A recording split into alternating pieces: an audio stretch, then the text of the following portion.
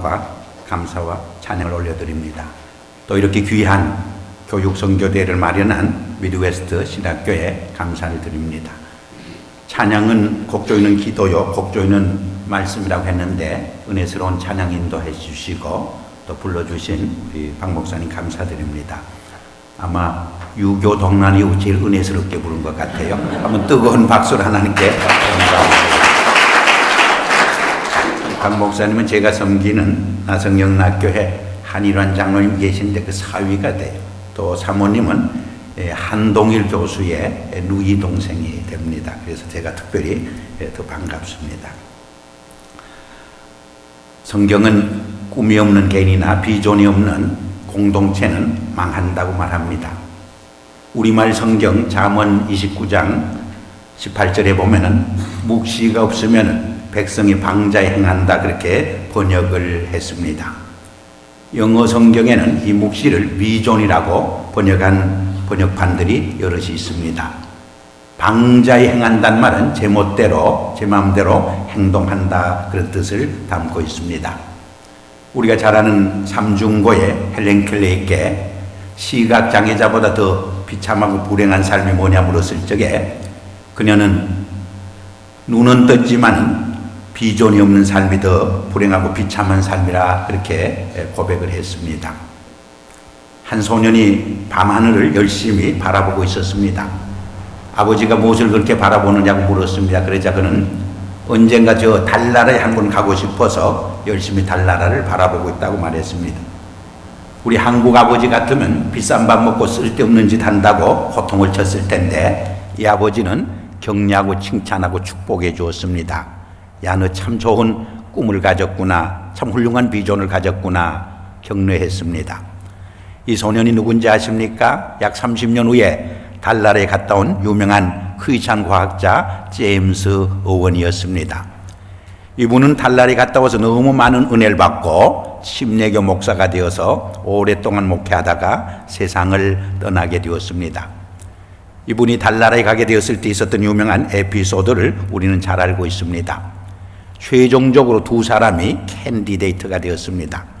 근데 상대방이 몸이 건장하고 튼튼하고 자기는 연약해서 자기가 떨어질 줄 알았습니다. 그런데 결과적으로는 그분이 떨어지고 제임스 오원이 합격해서 달나라를 갔다 왔습니다.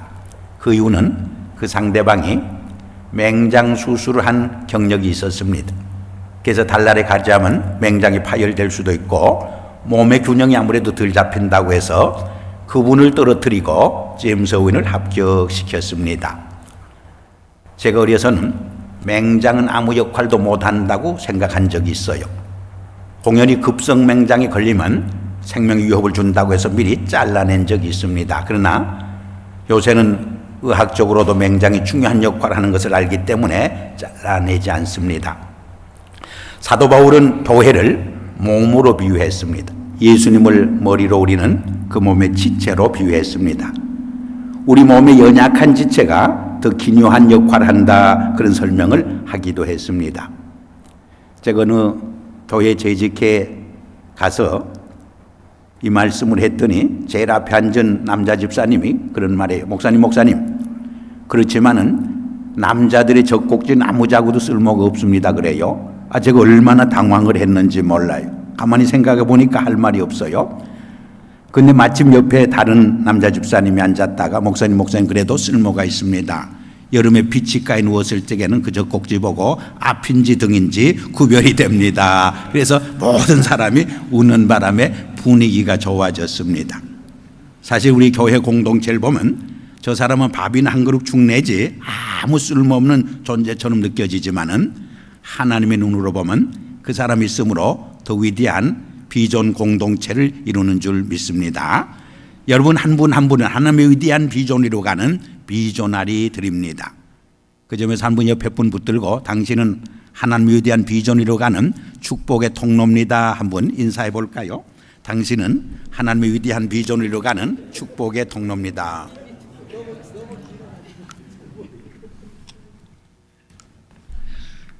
요엘 선지자는 말세의 성령을 물붓듯 부어주리니 너희 자녀들이 예언할 것이고 너희 늙은이들은 꿈을 꾸고 너희 젊은이들은 환상을 보리라 그런 말씀을 했습니다. 무엇을 말합니까? 참된 비전은 하나님께로부터 온다는 말입니다. 참된 꿈과 비전은 성령님만이 주신다고 하는 것입니다. 그런데 세상에는 자기의 욕망과 야망을 비전으로 착각하고 거기에 얽매여 일생 동안 포로가 되어 비참하고 불행한 삶을 살아가는 사람들이 얼마나 많이 있습니까?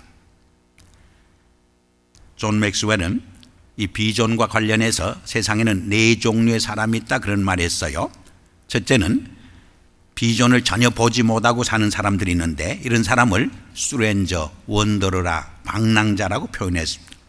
두 번째는 비전을 보지만 자기 것으로 추구하지 못하고 사는 사람들이 있는데 이런 사람들을 팔로워, 추종자라 그렇게 설명을 했습니다.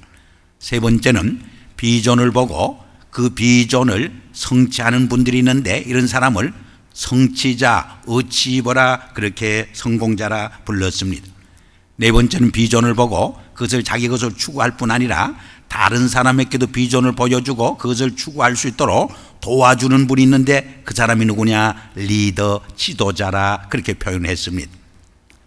사도행전 16장에 보면 마게도니아 사람들이 손을 흔들면서 우리를 와서 도와달라고 부르짖는 환상을 보고 사도 바울이 드로아를 떠나서 배를 타고 마게도니아 지방으로 건너감. 그리고 빌립보 교회가 세워지게 됩니다. 그런데 유명한 역사가 토인비는 이 장면을 해석하면서 이렇게 설명을 했습니다. 이때 사도 바울을 태우고 간 배는 새로운 유럽을 싣고 갔다. 이런 맥락에서 생각해 보면 1620년 102명의 청교도들이 메이플라워를 타고 미국 땅을 찾은 것은 새로운 미국을 싣고 왔다 그렇게 말할 수가 있습니다. 1885년 언더우드 선교사와 아펜셀러 선교사가 부활절 아침에 배를 타고 인천 항구에 내린 것은 새로운 한국을 싣고 온 사건이라 그렇게 말해 볼 수가 있습니다. 바로 여러분들이 섬기는 그 나라에 새로운 나라를 세워가는 비조나리들이라 이렇게 말해 볼 수 있는 줄 압니다. 오늘 읽은 본문 말씀은 우리가 너무나 잘 아는 내용입니다. 이 말씀은 예수님이 세상에 오셔서 어떤 비전을 가지고 사역하셨는가를 보여주는 아주 중요한 성경 구절입니다. 예수님은 세상에 오셔서 하나님 나라의 비전을 가지고 사역하셨습니다. The Kingdom 비전을 가지고 목회하시고 선교하셨습니다. 하나님 나라의 가치관, 하나님 나라의 비밀, 하나님 나라의 능력, 하나님 나라의 풍성함, 하나님 나라의 기쁨과 평화를 보여주시고 증거하셨습니다. 그런데 오늘 본문을 깊이 읽어보면 예수님은 이 하나님 나라의 비전을 3가지로 보여주시고 증거하셨습니다. 첫째는 teaching in the synagogue, 회당에서 가르치심으로. 예수님은 2000년 전에 이미 교육이 얼마나 중요한가, 교육의 영향력과 임팩트가 얼마나 큰가를 너무나 잘 알고 계셨던 것입니다. 제 부친은 사범학교를 졸업하시고 한평생 교육계에 헌신했습니다. 제 큰형님도 아버지 뒤를 이어서 교육계 한평생 헌신하다가 은퇴하고 몇 년 전에 세상을 떠났습니다. 그 큰아들 되는 제 조카도 서울사범대학을 졸업하고 학위를 받고 대학교에서 교수로 가르치고 있습니다. 이 3대가 교육을 하다 보니까 저도 교육에 많은 관심을 갖고 또 늘 교육에 관한 이야기를 많이 듣게 됩니다. 우리가 성경을 보면 예수님은 위대한 교사였습니다. 교사 중에 교사였습니다. 예수님의 교육을 살펴보면 3가지로 하셨던 것을 우리가 찾아볼 수가 있습니다. 산상보훈의 말씀은 수천 명, 수만 명을 상대로 해서 대중적인 방법을 취했습니다. 그런데 예수님은 종종 1대1의 방법을 취했습니다. 사마리아 우물가의 여인과의 대화, 니고데모의 대화는 1대1로 하셨습니다. 1대1의 다이나믹스를 예수님은 이미 알고 계셨습니다. 그러나 예수님이 가장 치중한 것은 12제자를 선택해서 함께 먹고 자고 여행하면서 삶의 현장에서 양육하고 훈련하고 교육했던 것을 우리는 찾아볼 수가 있습니다. 웨스트홉이라는 유명한 교육신학자가 있는데 이분은 그런 말을 해요.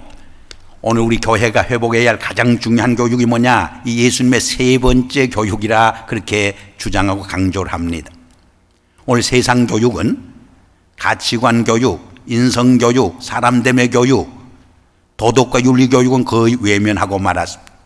단지 지식 교육, 정보 교육, 기술 교육에만 치중하고 있다는 것입니다. 그러므로 오늘 교회가 세상을 향한 교육적 사명과 우리 자녀들과 2세들을 향한 이 교육적 책임이 더 중차하게 된 것을 우리는 부인할 수 없게 됩니다. 한 15년 전에 로스앤젤레스에서 있었던 사건입니다. 중국 고등학생 챙이라는 아이가 같은 중국 고등학생 태이라는 아이를 살해했습니다. 근데 혼자 죽이지 아니하고 우리 한국 고등학생 몇 명을 끌어들여서 같이 살인을 저질렀습니다. 이것이 미국의 메인스트림 매스컴에 대대적으로 보도되자 우리 한국 분들 중에는 인종차별에서 더 대대적으로 보도한다 오해를 하기도 했습니다. 그러나 그것은 아니었습니다. 미국 사회가 갖고 있는 전통적인 몇 가지 개념이 왕창 무너졌기 때문입니다. 그 하나가 뭐냐? 이 미국 사회에서도 학교에서 이 학점을 맞는 우등생들은 도덕적 윤리적으로 건강하다고 생각해 왔습니다. 근데 이 아이들이 전부 A 학점 맞고 A 플러스를 맞는 수재들이었습니다. 그래서 이 개념이 왕창 무너져서 큰 충격을 받은 것입니다. 두 번째로 미국에서 소위 아메리칸 드림을 이룬 중산층 이상의 가정들은 자녀 교육에 성공하고 있다 그렇게 생각했어요. 빈민굴 출신의 가정 아이들이 말썽꾼이요 문제아라고 생각했어요. 근데 이 개념이 왕창 깨어졌습니다. 예를 들면 이 사건을 경찰이 형사가 찾아내지 못했습니다. 그자 죽은 아이 태희 아이 아버지가 사설 탐정을 동원해서 이 사건을 파헤치게 되었습니다. 여러분, 사설 탐정을 동원했단 말은 경제적 능력과 실력이 있단 말입니까? 없단 말이 있다는 말이 아니에요. 이 가정들이 전부 중산층 이상의 좋은 의사요, 엔지니어 혹은 CPA 출신의 가정들이었습니다. 세 번째로 티네이저의 살인범이었지만 처음부터 의도적으로 치밀하게 계획 속에서 이루어진 살인이었습니다. 여러분, 감정이 격해서 총을 쏘거나 칼을 휘둘러서 사람을 죽인 거와 처음부터 치밀하게 인텐셔널이 계획 속에서 살인을 저진 것은 질적으로 다른 것입니다. 그래서 큰 충격을 주게 되는 것입니다. 이것은 다른 말로 표현하면 미국의 교육이 실패하고 있다는 것을 반증했기 때문에 미국 사회가 너무나 큰 충격을 받지 않을 수 없었다고 하는 말입니다. 제가 몇 년 전 일본에 갔을 적에도 큰 사건이 벌어졌는데 초등학생 하나가 죽었는데 아무리 경찰이 찾아도 찾아낼 수가 없었어요. 근데 나중에 알고 보니까 바로 이웃집에 사는 중학생이 그 아이를 죽였어요. 그래서 일본의 매스컴들이 일본의 교육이 어디로 가고 있나 굉장히 떠들면서 뉴스거리로 다루고 있는 모습을 볼 수가 있었습니다. 이것이 바로 오늘 세계가 직면한 교육의 위기라 그렇게 말하지 않을 수가 없습니다. 이 점에서 바로 우리 교회의 교육적 사명이 더 커졌다는 것입니다. 말하자면 크리스찬 교육가들의 사명이 더 커졌다고 하는 것을 우리에게 인식시켜 주는 사건이라고 봅니다. 우리가 역사적으로 보면 두 개의 대표적인 교육이 있습니다. 하나는 스파르타의 군사교육, 엄격했지만은 실패했습니다. 또 하나는 우리가 잘 아는 유대인의 가정교육인데 허술한 것 같았지만 오히려 성공한 케이스입니다. 그럼 어떻게 성공했느냐? 우리가 너무나 많이 듣고 알고 있는 이야기입니다. 한두 가지만 지적한다면 첫째로 유대인들은 가정에서 지식적으로만 교육하지 않습니다. 삶의 모본을 통해서 자녀들을 양육하게 되는 것입니다. 우리가 잘 아는 대로 티네이저 때는 이 피어 그룹, 피어 컬처가 대단히 중요합니다. 제가 작년 1월에 은퇴를 했는데 저희 교회에서 늘 봄에는 어른들을 상대로 해서 부흥회를 하고 가을에는 청년들을 상대로 해서 부흥회를 합니다.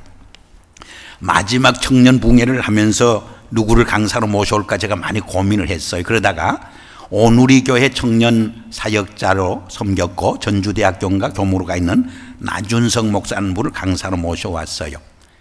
대개 청년 부흥사는 금요일 날 말씀하고 토요일 새벽 말씀하고 토요일 저녁하고 주일날은 1, 2, 3부는 제가 하고 4부, 5부, 6부만 이제 강사에게 맡기는데 서울에서 모셔오다 보니까 처음부터 1, 2, 3부까지 전부 맡겼어요. 근데 이분이 50이 가까우는데 40대 후반인데 왔는데 보니까 머리를 이상하게 삐죽삐죽하게 펑크머리라고 그러나요? 아주 그러고 나왔어요. 주일날 아침에 강단에 서자 우리 교인들이 얼마나 놀랐는지 몰라요. 그래서 제가 그분을 소개하면서 그 나 목사님을 좀 프로텍트하기 위해서 나도 나 목사님처럼 저렇게 머리를 하고 싶은데 두 가지 이유 때문에 못하겠다 그랬어요. 하나는 우리 교인들이 놀래서 나 자빠질까 못하겠고, 두 번째로는 하고 싶지만은 머리카락이 없어서 못하겠다. 그래서 모두 웃어서 분위기가 좋아졌습니다. 제가 잘 아는 아주 젊은 목사님은 젊은데 머리가 하나도 없어요. 근데 그 아들이 있는데 노랗게 머리도 들였다가 빨갛게 들였다가 또 머리를 삐죽삐죽하게 하고 다녔다. 늘 그렇게 다녀요. 이게 하루는 아버지가 불러서 야야 너 때문에 아버지 목에 큰 지장이 생기겠다 했더니 아들이 그러더래요. 아빠 이것도 다 한때인데 아버지처럼 머리카락 없어지기 전에 한번 해보자 그러더래요. 근데 할 말이 하나. 어떤 여학생이 주일만 되면 배꼽을 내고 교회 늘 나옵니다. 그저 권사님이 나무랬어. 야 예배당에 나오면서 왜 배꼽을 내고 나오느냐 그랬더니 이 학생 하는 말이 하나님이 중심을 보신다고 해서 배꼽을 내고 나왔다고. 배꼽이 중심이 아니죠. 그러나 중요한 것은 하나 있어요. 우리 젊은이들이 머리를 좀 물들이고 이상하게 하거나 혹은 배꼽을 내고 나와도 그리스도의 사랑으로 환영하고 영접하고 섬겨주면 외모는 더 변하는 것. 믿음이 들어가고 복음이 들어갈 적에 외모는 다 변하게 되어 있어요. 사실 흰머리 검게 들인 거나 물들인 거나 까만 머리 빨갛게 들인 거나 무슨 차이가 있어요? 그게 그거 아닙니까? 우리가 너무 외모를 보고 비판하고 정죄하다 보면 한 젊은이의 영혼을 잃어버리기 쉬운 거예요. 그러므로 우리가 좀 외모는 우리 보기에 참 눈에 거슬려도 정말 주님의 사랑으로 섬겨줄 적에 그 마음속에 심령 속에 복음이 들어가고 믿음이 들어갈 적에 외모는 곧 다시 변하게 되는 줄 믿습니다. 대단히 중요한 이야기죠. 사실 청년 사역자가 좀 머리를 이상하게 하고 다니면 그런 아이들이 그게 많이 몰려와요. 왜? feel at home 하거든. 평안하거든. 그리고 이제 복음이 들어갈 때 외모는 곧 변하는 거예요. 이 젊은 시절에 한번 그렇게 해보고 싶었던 거예요. 지나가는 거예요. 유행에 불과한 거예요. 그러나 아동기에는 세 가지 채널을 통해서 배우게 된다 그런 말 하지 않습니까? 첫째는 explanation, 설명을 통해서 배우는데 이것은 10% 정도도 안 된다고 그래요. 두 번째로는 experience, 경험을 통해서 배우는데 한 15%쯤 된다 그래요. 어린아이들이 이렇게 불이 뜨겁다 아무리 설명을 해도 이해가 가지 않아요. 엄마 아빠가 보지 않을 때 불을 만지고 손을 대면 만지라 빌어도 절대로 만지지 않아요. 왜? 시행착오에 의해서 experience에 의해서 불이 뜨거운 것을 체험했기 때문이에요. 그리고 세 번째로 한 75%는 imitation, 모방을 통해서 배우게 된다 그래요. 근데 어린 시절에는 누구를 주로 모방해서 배우게 되느냐? 가정에서 부모를 모방해서 배우게 되는 거예요. 그러므로 부모는 우리 자녀들에게 있어서 최초의 교사요, 최초의 교육적 모델이 되어지는 것입니다. 우리 잘 아는 이야기 중에 그런 이야기가 있죠. 초등학교 한 4, 5학년 되는 학생들에게 연극을 시켰대요. A 커플, B 커플, C 커플 부부를 만들어서 이런 연극을 부탁했어. 남편이 직장에서 돌아와서 밥상을 차려온 부인의 밥상을 둘러매치면서 행패를 부리는 역이었어. 그러나 아내 역을 맡았던 여자아이는 크리에이티브하게 레스판사도로 부탁을 했어요. 각본 없이. A 커플의 남편 역을 맡았던 아이가 밥상을 맺히면서 이것을 밥상이라고 차려느냐 행패를 부렸더니 아내 역을 맡았던 아이가 부엌에 가서 홀짝홀짝 울더래. 그런데 B 커플의 남편 역을 맡았던 아이가 밥상을 둘러매치면서 행패를 부렸더니 아내 역을 맡았던 아이가 삿대질을 하면서 아니 돈도 못 버는 주제에 그것도 고마운 줄 알고 먹지 왜 말이 많아 하고 막 달라들래. 그런데 C 커플의 남편 역을 맡았던 아이가 밥상을 둘러매쳤더니 아내 역을 맡았던 아이가 엎질러진 반찬을 하나하나 주워 담더래요. 그런데 여러분 놀라운 사실은 그 여자아이들이 제 마음대로 한 것이 아니고 가정 환경을 조사해 봤더니 가정에서 아버지 어머니가 부부싸움을 할 적에 어머니가 하는 대로 했더라는 거예요.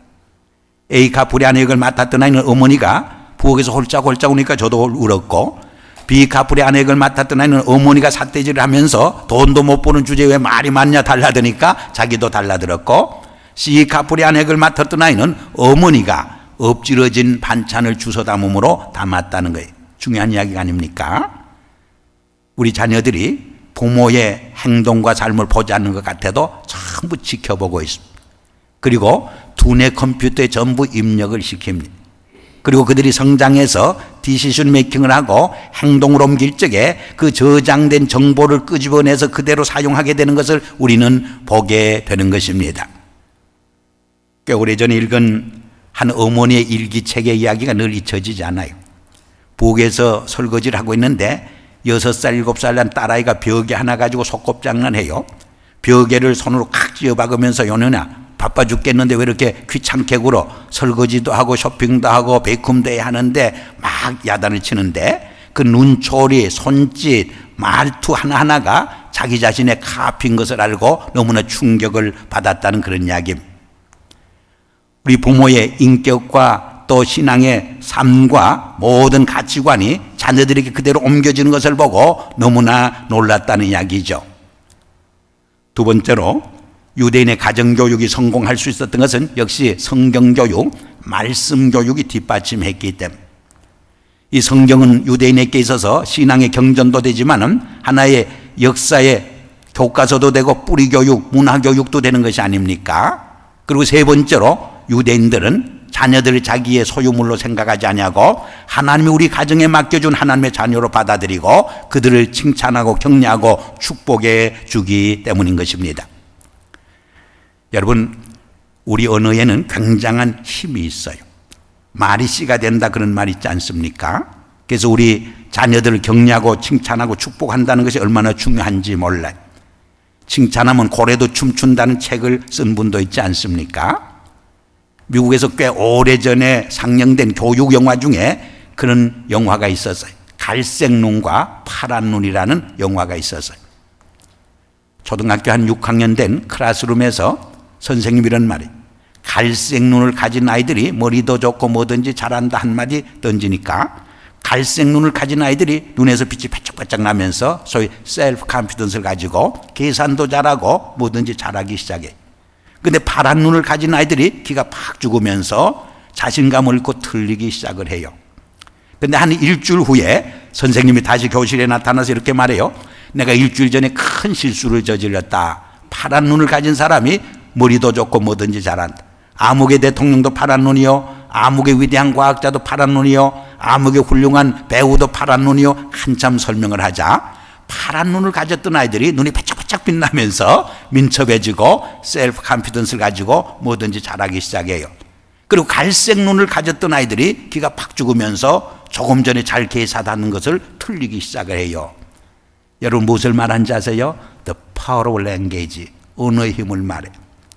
어떤 가수는 가을에 낙엽처럼 떨어지려 하더니 그렇게 죽어가더라고요.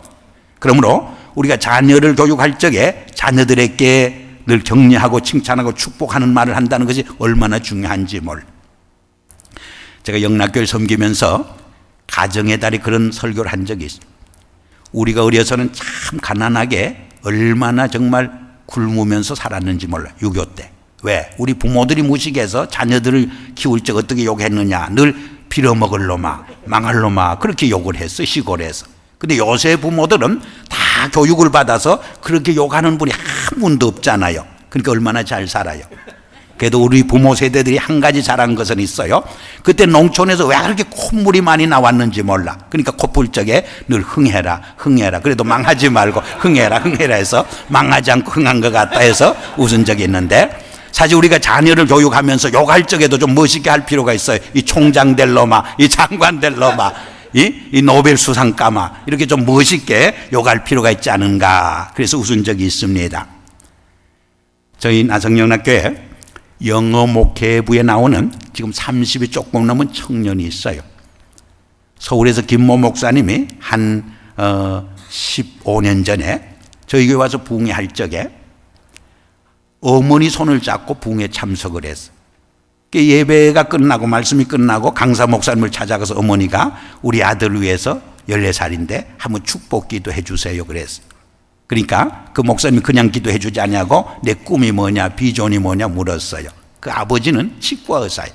그래서 어머니 생각도 무슨 치과 의사가 되고 싶다든가 그러면 의사가 되고 싶다든가 그렇게 대답할 줄 알았는데 카 디자이너가 되고 싶습니다 그렇게 대답하죠. 그래서 정말 머리 위에 손을 얹고 축복기도를 했는데 25살 때 혼다 자동차 회사 카 디자이너의 최고 우수상을 받았어요. 꿈이 이루어졌어요. 여러분 우리의 말도 힘이 있지만 축복이 땅에 떨어지지 않는 줄 믿습니다.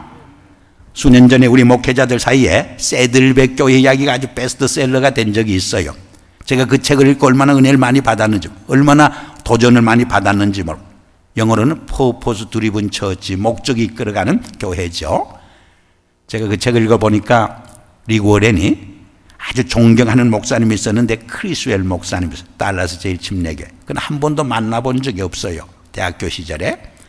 근데 이 크리스웰 목사님이 샌프란시스코에 와서 말씀을 전한다는 소식을 듣고 540마일을 자동차 타고 달려왔어요.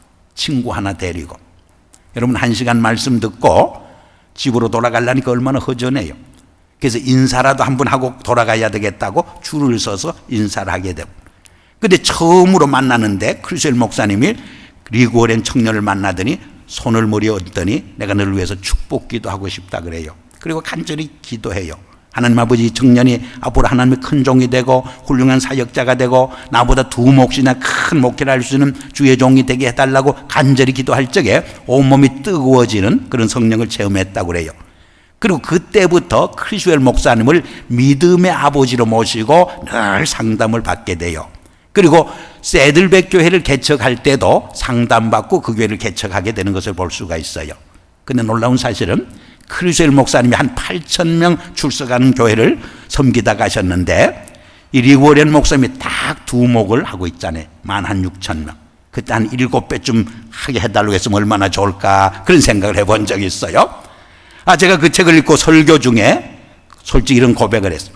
내가 그 책을 읽고 많은 도전과 은혜를 받았는데 특별히 나와 함께 사역하는 부목사님들도 나보다 2몫이나 다 크게 사역할 수 있는 하나님의 큰 종이 되도록 기도해야 할 책임감과 사명감을 느낀다 했더니 우리 부목사님들이 예배드리다가 아멘 하며 소리를 질러서 온 성도들이 웃은 적이 있습니다.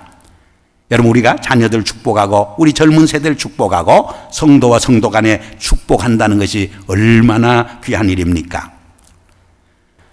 유네스코가 발표한 21세기에 교육의 비전과 목표에 보면 4가지로 설명을 해요. 첫째는 to know, 알기 위해서 교육을 한다. 성경에도 호세아 선지자는 이 백성이 참 지식이 없으므로 망하게 되었도다 탄식하지 않습니까? 또 요한복음 17장 3절에도 하나님과 그리스도를 아는 것이 곧 영생이라고 말하고 있지 않습니까? 두 번째는 to do, 행동하기 위해서. 야고보 선생은 행함이 없는 믿음은 죽은 것이라고 말합니다. 세 번째는 to live together, 공동체 삶을 위해서 교육하는 것. 사실 대학에서 신학교에서 지식을 배우고 신학을 배우는 것도 중요하지만 이 공동체 삶을 훈련받는 거 얼마나 중요한지 몰라요.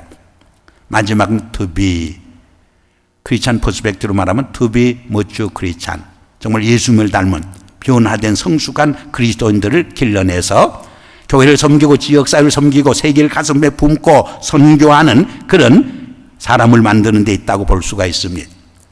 Christianity is not information but transformation. 우리 기독교는 지식이 아니에요.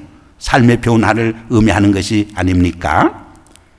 두 번째로 여기 보면 예수님께서는 천국 복음을 전함으로 하나님 나라의 비전을 증거했습니다. 교육이 참 중요하지만은 리미테이션이 있어요. 사람을 근본적으로 변화시켜 구원시키진 못해요.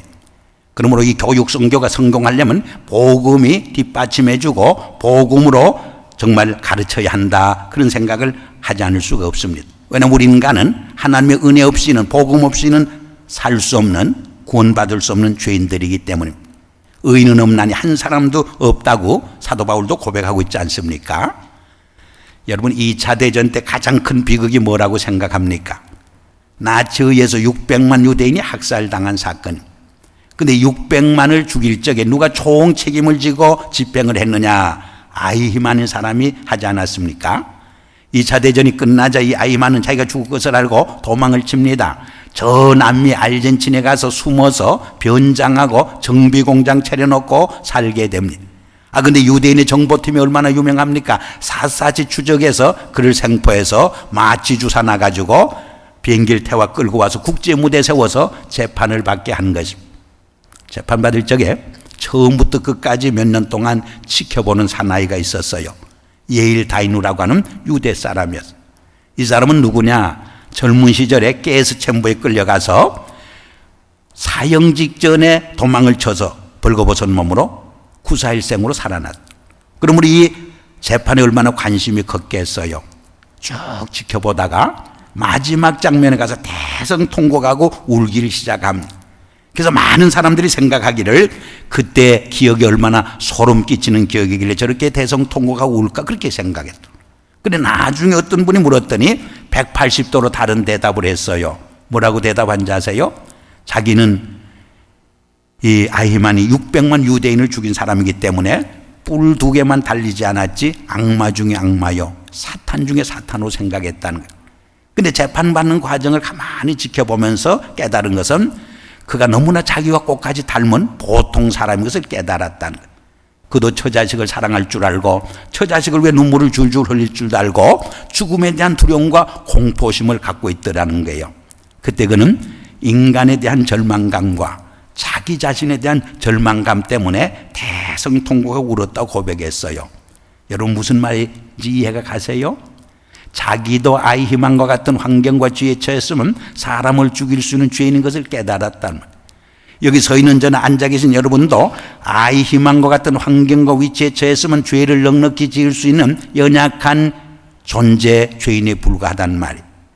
다시 말해서 하나님의 은혜 없이는, 복음 없이는 구원받을 수 없고 죄 용서 받을 수 없는 인간이라고 하는 신앙 고백이 담겨진 것이 아닙니까? 여러분 동의가 가지 않습니까? 인간이 큰 소리를 쳐도 얼마나 연약한 존재요. 적은 일에 상처받고 넘어지고 실족하고 쓰러지기 쉬운 존재가 아닙니까? 어떤 미국 교회에서 예배를 드리는데 찬양대에 성가가 있을 때도 잘 듣다가 목사님이 설교만 시작하면 눈을 지그시 감고 묵상을 하다가 졸기 시작을 해요. 졸 뿐만 아니라 가끔 코를 더렁더렁 골아서 이 목사님이 설교하는데 얼마나 바드가 되는지 몰라요. 그래서 이분의 잠을 좀 깨워줘야 되겠다고 이렇게 말했어요. Anyone who wants to go to hell, please stand up. 누구든지 지옥에 가고 싶은 분은 살살 약하게 말하고 stand up 하는 소리는 크게 외쳐서 이분이 깜짝 놀라서 뻘떡 일어섰어요. 그러자 회중들이 다 웃어버렸습니다. 무슨 영문인지 모르고 눈을 두리번 하던 분이 목사님을 향해서 이렇게 말했어요. Pastor, I don't know what's going on here. However, I realize that we are in the same boat. Only two of us are standing now. 다 벌써 알아들었네요. 목사님 무슨 영문인지 모르지만 목사님과 제가 입장이 똑같네요. 우리 두 사람만 일어서 있지 않습니까? 사실 하나님 앞에서는 우리 목회자나 평신도나 똑같이 죄인이에요. 똑같이 하나님의 은혜 없이는 죄 용서 받을 수 없고 구원받을 수 없는 피조물이요 죄인인 줄 압니다. 누가복음 15장에 보면 우리가 너무나 잘 아는 비유가 나옵니다. 탕자가 회개하고 돌아왔을 때 아버지는 과거를 묻지 아니하고 용서하고 금가락질 끼고 송아지를 잡고 잔치를 베풀고 춤을 추고 노래를 부릅니다. 마정이 들판에서 돌아와서 풍류 소리가 나자 하인을 불러서 물어요. 그러자 당신의 동생이 돌아와서 아버지가 잔치를 베풀었다고 보고해요. 그저 그는 함께 기뻐하고 춤추지 못하고 아버지를 향해서 나는 아버지의 명령을 어김없이 지켰거늘 염소 새끼 한 마리 잡아준 적이 있습니까? 화를 내고 항의를 해요. 무엇을 말하죠? 이 마다들은 율법주의를 말해. 이 탕자는 은혜를 상징하는, 이 교회 공동체가 율법주의 공동체가 될 적에 자기 공로 의를 내세우고 상처를 주고 상처를 받게 되고 한 영혼이 돌아오다 함께 기뻐하고 춤추고 노래하지 못해요. 그러나 은혜 공동체가 될 적에 죄 용서함에 기쁨과 구원의 감격이 있어요. 한 영혼이 돌아올 적에 함께 기뻐하고 춤추게 되어 사랑으로 섬기게 되는 거예요. 우리가 섬기는 교회 공동체가 율법주의 공동체가 아니라 은혜 공동체가 될 적에 하나님이 기뻐하는 건강한 공동체가 되는 줄 압니다. 우리 교회가 복음을 말하고 그리스도의 사랑을 말하지만은 많은 경우에 집단 이기주의에 빠지고 자기중심적인 이기주의에 빠질 때가 얼마나 많습니까? 이런 우스운 이야기가 있습니다. 어느 교회당 마당에서 유전이 터졌대요. 그래서 온 교인들이 박수치면서 할렐루야 하나님께 감사와 영광을 돌렸습니다. 그런데 공동회를 모여서 세 가지 중요한 결정을 했습니다. 하나는 계속 기름을 퍼낸다. 두 번째로는 계속 퍼낸 기름을 온 교인들이 똑같이 분배해 갖는다. 근데 세 번째가 문제요. 오늘부터는 새 교인을 한 사람도 받지로 않기로 한다. 한 사람은 더 받아도 큰 손해가 나니까. 우리 교회가 종종 복음을 말하고 그리스도의 사랑을 말하면서도 얼마나 자기중심적인 이기주의에 빠질 때가 많이 있는지 몰라요. 그렇지 않습니까? 무슨 이야기를 하다가 여기까지 왔는지 모르겠는데 좌우지간, 첫째는 교육을 통해서, 두 번째는 복음을 통해서, 세 번째로는 치유를 통해서. 사실 건강한 사람 같아도 다 육신적으로, 정선적으로, 영적으로 병들어 있어요. 그렇지 않습니까? 또 우리 가정들도 얼마나 병들어 있어요. 우리가 뉴스를 들 때마다 우리가 사는 이 사회도 얼마나 병든 병리적 사회인가 하는 것을 우리가 절감하지 않습니까? 저는 김성복 교수라는 분의 이야기를 생각할 때 참 아쉬움이 있어요. 이분은 누구죠? 아버지를 살해한 그런 교수입니다. 근데 교육을 하는 분이 아버지를 살해했으니까 얼마나 아이러니컬합니까? 근데 이분이 미국에 유학 와서 7년간 이민교회 나왔어요.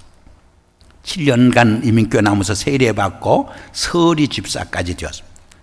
그런데 한국에 돌아가자 아버지와 어려서부터 갈등이 있었는데 아버지가 예수 믿는다고 더 미워했어요. 너는 내 자식이 아니다. 유산에 한 푼도 줄 수 없다고 야단을 치자 어린 시절의 상처가 살아나면서 아버지를 살해하는 끔찍한 범죄를 저질렀어요. 제가 재판받을 적에 변호사가 10살 때 11살 때 쓴 일기책을 쭉 읽어나갔습니다.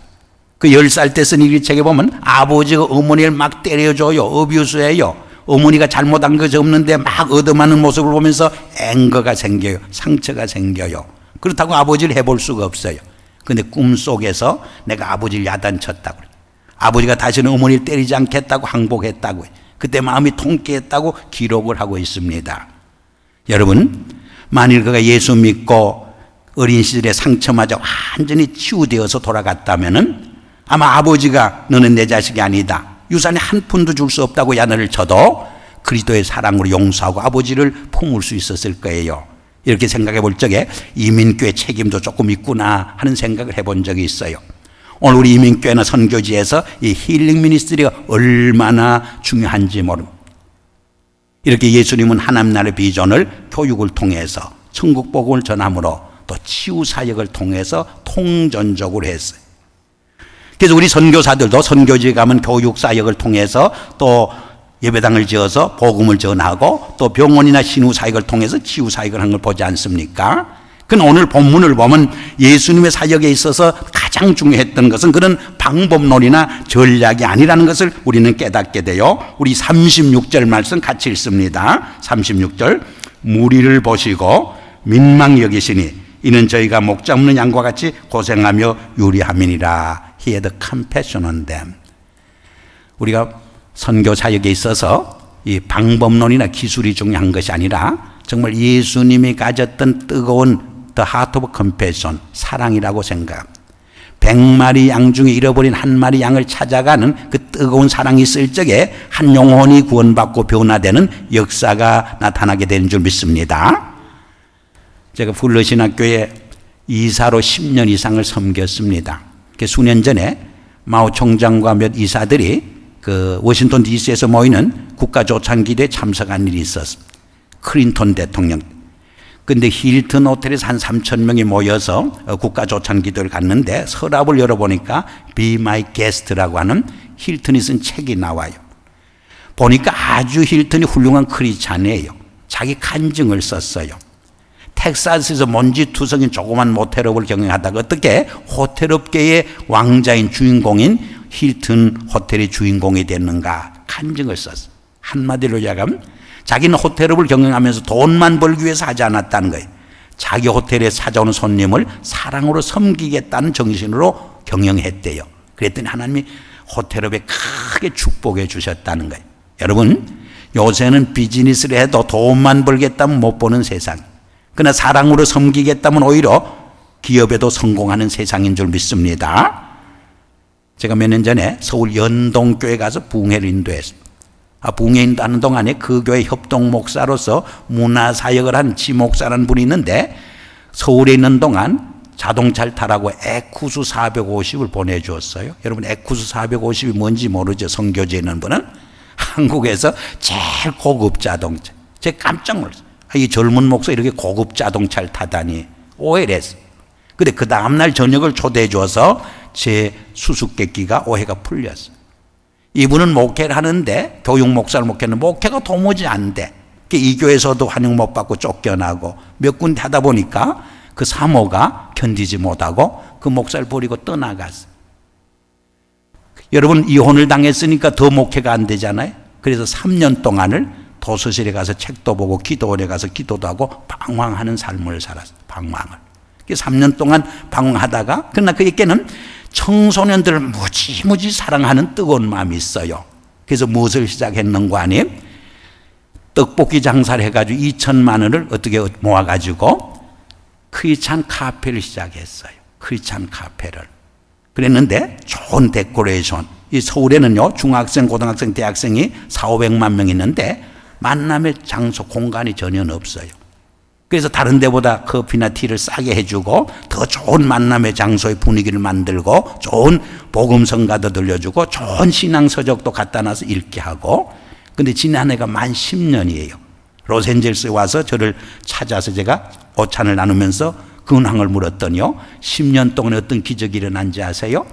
종로 5가 대학로에 7층 건물, 6층 건물 2개, 유화대학교, 연희대학교 앞에 7층 건물, 경희대학교 7층, 뭐 분당, 강남, 대전, 뭐 대구, 제주도까지 전국 도시에 22개 큰 빌딩이 생겼어요. 민들레 영토라고 하는. 하루에 청소년들이 몇 명 다녀가느냐? 10만 명 이상이 다녀가요. 한 800명의 젊은 잘생긴 남녀 대학생들이 돈만 받기 위해서 뛰는 것이 아니라 그 청소년들 문화사역하기 위해서 섬기고 있어요. 그래서 많은 청소년들이 그 민들레 영토를 통해서 주님을 만나는 문화사역을 하고 있어요. 여러분, 2천만 원으로 시작한 것이 10년 만에 자산만 해도 얼마로 늘어느냐? 500억이 넘는 자산으로 늘어났어요. 사업치고도 수지 많은 사업 아니에요? 제가 말하려고는 포인트는 사랑으로 섬길 때 기적이 나타나요. 놀라운 역사가 나타나는 줄 믿습니다. 여러분, 송명이 자매 모르는 분 없죠? 한국 크리스찬으로서 송명의 자매 모르면 사실 한국 크리스찬 아니죠? 뇌성마비로 몸을 쓰지 못하지만 얼마나 감동적인 시로 우리의 심금을 울려줍니까? 제가 영락교회 섬길 적에 몇 년 전 수요일 저녁에 와서 간증을 했어요. 말을 못하니까 어머니가 대신 30분간 강의하고 어머니 간증 끝난 후에 나와서 온 사지를 비틀면서 두 마디를 겨우 했어요. 하나는 여러분에게 예수의 고난의 흔적이 있습니까? 여러분에게 사도 바울의 선교적 열정이 있습니까? 두 마디 하는데 몇백 명 모였던 우리 성도들이 다 울고 말았어요. 그때 제가 깨달은 것은 사람을 감동시키고 변화시키는 것은 말씀이 아니로구나. 그 말씀 속에 역사하는 사랑의 힘이로구나. 그 말씀 속에 역사하는 성령의 능력이로구나 하는 것을 절실히 깨달아 본 적이 있어요. 오늘날도 사랑 있는 곳에 변화의 역사가 일어나요. 기적이 나타나요. 구원의 역사가 나타나요. Love is the master key that opens the gate of happiness. Love is the most powerful transforming force. 이 사랑의 힘이 얼마나 위대해요. 프레드리라는 티네이저는 막 아버지께 반항하고 사회 체제에 반항하면서 곁길로 나가기 시작했어요. 어느 날 아버지가 그를 붙들고 어머니 이야기를 들려주었어요. 어머니가 어머니가 이 아이를 임신했을 적에 임산 메디컬 닥터가 이렇게 어드바이스 했어요. 어머니의 생명을 포기하든가 이 아이의 생명을 포기하든가 둘 중에 하나를 선택하라고 그랬어요. 그런데 이 어머니는 이 아이의 생명을 살리기 위해서 출산 후 자기 생명을 포기했어. 세상을 떠나면서 남편에게 마지막 유언을 남겼어요. 이 아이가 어느 정도 커서 철이 들거든 어머니가 어떻게 세상을 떠났는가, 어머니가 세상을 떠나면서 마지막으로 남겨준 말이 무엇인가를 꼭 일러주라고 그랬어요. 그래서 아버지가 그 이야기를 들려줌. 그 이야기를 듣는 순간 눈물이 글썽글썽했어요. 어머니는 세상을 떠나면서 이 아이께 남긴 말이 내가 너를 출산하기 위해서 내 생명을 버렸노라. 그러므로 너도 인생을 살아가면서 너만을 위해 살지 말고 하나님 믿고 다른 사람을 사랑으로 섬기면서 살라는 말이었어요. 이 말을 듣더니 눈물이 글썽글썽해지고 가슴이 뭉클해지면서 마음을 잡기 시작해요. 열심히 공부하기 시작해요. 대학을 졸업하고 신학교에 가서 목사가 되었습니다. 그리고 20세기에 가장 훌륭한 설교가의 한 사람으로 수많은 영혼을 하나님께로 인도하는 놀라운 사역을 감당하게 된 것입니다. 예수님은 이 시간 우리를 향해 말씀합니다. 내가 너를 살리기 위해서 십자가상에서 내 생명을 버렸노라. 그러므로 너도 너만을 위해 살지 말고 주님을 섬기면서 하나님을 섬기면서 다른 사람을 사랑으로 섬기면서 내 인생을 살라고 고요히 말씀하고 있지 않습니까? 이제 마지막으로 한 절 더 말씀드리고 말씀 끝내겠습니다. 37절과 38절 큰 소리 있습니다. 이에 제자들께 이르시되 추수할 것은 많되 일꾼은 적으니 그러므로 추수하는 주인에게 청하여 추수할 일꾼들을 보내어 주소서 하라 하시니라.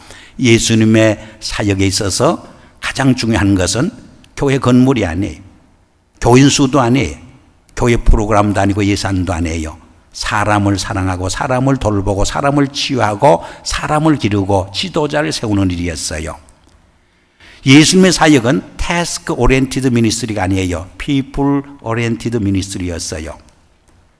제가 한 40년 이상 목회하다가 은퇴하고 북미에서만 32년 사역했는데 사역해 보니까 이 사람을 기르는 투자가 제일 값진 투자예요.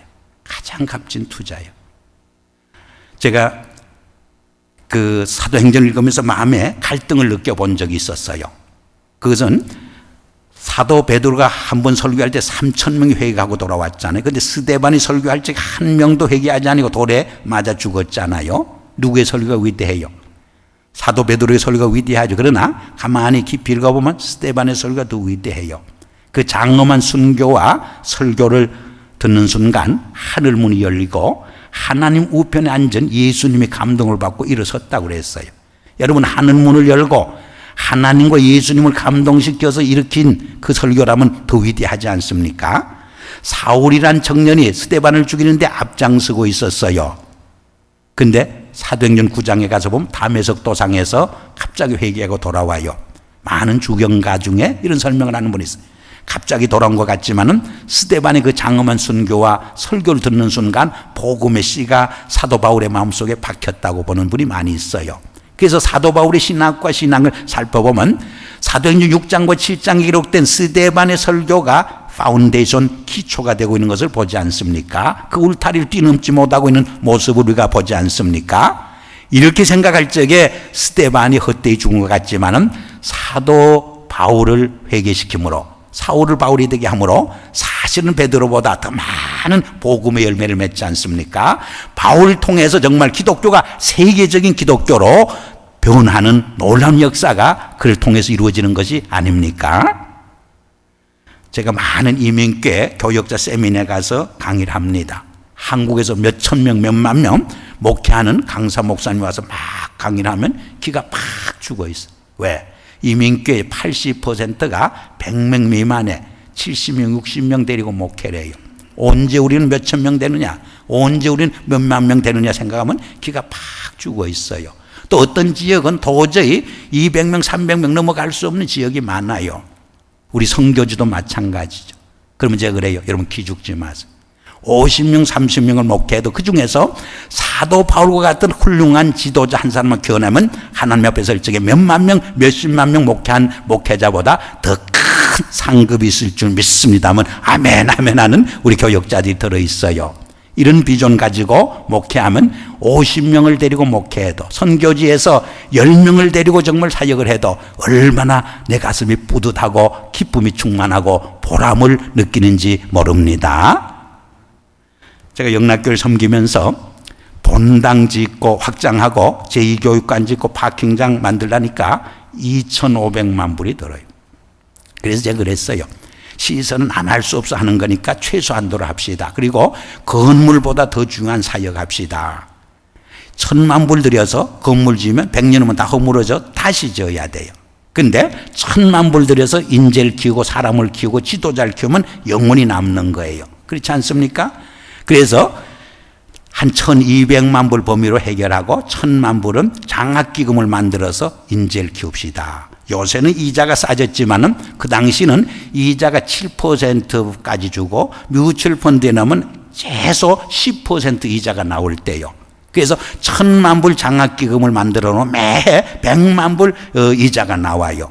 성교비를 106, 70만 불 썼는데 성교비만큼 못 쓰지만은 한 100만 불씩 매 투자해서 100년 동안 크리스찬 지도자를 키웁시다. 크리스찬 정치가, 크리스찬 과학자, 크리스찬 비즈니스맨, 크리스찬 의사, 크리스찬 예술인 계속 키워갑시다. 아마 100년 동안 크리스찬 지도자를 키워내면 미국 역사에 큰 임팩트를 주지 않겠느냐. 제가 그것을 강조해서 우리 영락교에서 지난 7, 8년 동안 몇십만 불씩 장학금을 주었어요. 지난 금년에도 30만 불, 30만 2, 3만 불 장학금을 줘요. 해마다 그렇게 줘요. 그래서 장학의 주의를 지키는데 토요일 날 뱅켓을 해요. 주일 날 돈만 삐쭉 주는 게 아니라 저희 장학금을 받아가지고 PhD 받고 교수가 되고 목회 훌륭하게 하고 또 사회 진출해서 좋은 그 주류 사회에서 리더십을 바라는 분들을 초청해서 간증을 시켜요. 또 장학금을 받는 그 젊은이들에게 자기 비전을 쉐어하게 해요. 그리고 함께 기도하고 주일날 장학금 주고 그들 위해서 축복을 해줘요. 얼마나 귀한 시간인지 몰라요. 여러분, 저는 우리 미드웨스트도 마찬가지고 여러분이 섬기는 그 교육 사역을 통해서 그 나라의 지도자가 배출되길 바랍니다. 훌륭한 크리스찬 정치가, 훌륭한 크리스찬 과학자, 우리 이현무 선교사님과 그런 이야기 했습니다. 우리가 교회 안에서 좋은 지도자를 키우는데 정말 사회에 나가서 훌륭한 정치하고 훌륭한 정말 기업인으로서 일하는 그런 일꾼을 우리 교회가 못 키우지 않았느냐, 그런 생각을 해봤는데, 전 앞으로 30년, 50년, 100년 후에는 우리 이민교회가 정말 미국의 국무장관, 미국의 대통령, 그리고 주지사, 우리 샌루이스의 시장, 그리고 대학 총장, 노벨 수상자, 제2의 정말 빌그람, 제2의 무디 같은 훌륭한 영적 지도자가 우리 한국교회를 통해서 배출되기를 간절히 소원하고 또 그런 비전을 갖고 있습니다. 믿습니까?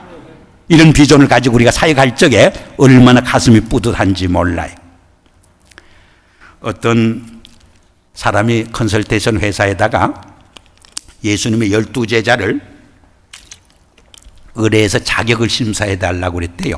자격을 심사해 달라고 했더니 가룟 유다만 겨우 합격선에 들어가고 11제자는 다 자격 미달로 판정됐어요. 근데 성경을 읽고 기독교 역사를 보면 그 자격 미달자 11제자가 역사를 바꿔놓지 않습니까? 여러분, 그것이 어떻게 가능했어요? 지난 한 200년 동안은 IQ가 높아야 큰일 하고 성공한다고 생각했어요. 근데 여러분, 마귀 IQ를 어떤 기독교육학자가 컴퓨터로 연구해 봤더니 6천이 나오더래. 인간의 IQ가 아무리 높아도 6천 나오는 마귀 IQ를 감당해내겠습니까? 근데 지난 한 50년 동안은 IQ보다 EQ가 높아야 인간관계도 좋고 사회를 위해서 봉사헌신하고 가정생활도 행복하다, 그렇게 주장해 왔어요. 근데 요새는 이론이 바뀌어지고 있어요. SQ가 높아야 큰일 한대요. Spiritual Quotient. 우리 11제자 아무리 뜯어봐도 IQ가 별로 높았던 거 안 같아. EQ도 별로 뭐 높은 것 같지 않아. 그러나 분명한 것은 예수님의 부활을 목격하고 오순절 마가 요한의 다락방에서 성령을 체험했을 적에 영성지수가 높아지자 그 무시간 어부 세리가 역사를 바꿔놓지 않습니까? 저는 선교지에서 이런 훌륭한 영적 지도자, 크리스찬 리더를 키워가는 이 일이 정말 교육 선교를 통해서 정말 세기를 바꿔가는, 그 나라를 바꿔가는 가장 훌륭한 사역이 되리라 분명히 확신합니다. 이 말씀 묵상하면서 우리 한 3분 동안 통성으로 기도하기를 원합니다. 아버지 하나님 감사합니다. 이렇게 세계 교육 선교대로 모이게 하여 주시고 우리 일선에서 정말 뛰고 사역하는 우리 종들로 하여금 이렇게 함께 모여서 말씀 묵상하고 기도할 수 있는 시간 주시니 감사합니다. 오 주여, 우리 인간의 힘으로는 불감당할 수밖에 없지만 하나님께서 함께 하시고 성령으로 붙잡아 줌으로 정말 우리의 사역지에서 하나님의 놀라운 기적이 나타나고 훌륭한 리더를 키워내고 훌륭한 사역자를 배출할 수 있도록 도와주시옵길 간절히 바라옵곤 합니다. 아버지여 도와주시옵소서, 함께하여 주시옵소서, 능력 주시옵소서. 믿습니다. 아버지여, 우리 교육 선교를 통해서 세계를 변화시켜가고 정말 세계를 복음화하고 하나님의 나라를 확장해 갈 수 있도록 도와주시옵기를 간절히 바라옵곤 합니다. 오 주여 믿습니다. 이렇게 미드웨스트 신학교를 세워서 이렇게 귀한 사역을 감당하는데 이 학교를 축복해 주시고 이 학교를 통해서 정말 하나님의 놀라운 기적이 나타나고 비전이 실현돼도 도와주시옵기를 간절히 바라옵곤 합니다. 각 선교지에서 수고하는 주의 종들을 붙잡아 주시고 하나님께서 위로해 주시고 늘 성령으로 충만케 하여 주시옵기를 간절히 바라옵곤 합니다. 믿습니다. 예수님 이름으로 감사하며 기도하옵나이다. 아멘.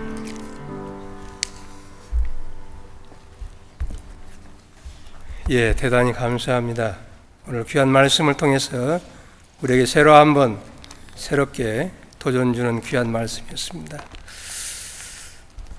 이 시간 우리 찬송가 271장 다 같이 부르시겠습니다.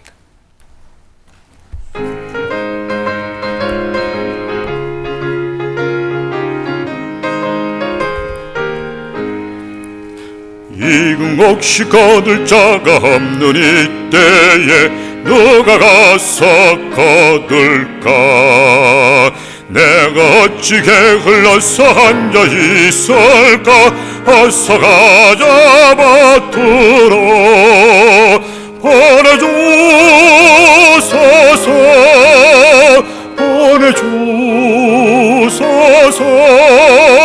제단 숯불 내 입술에 대니 어찌 주저할까? 주여 나를 보내주소서. 주가 두루 다니면서 일꾼 부르나 따르는 자 없구나. 보라 주의 사랑아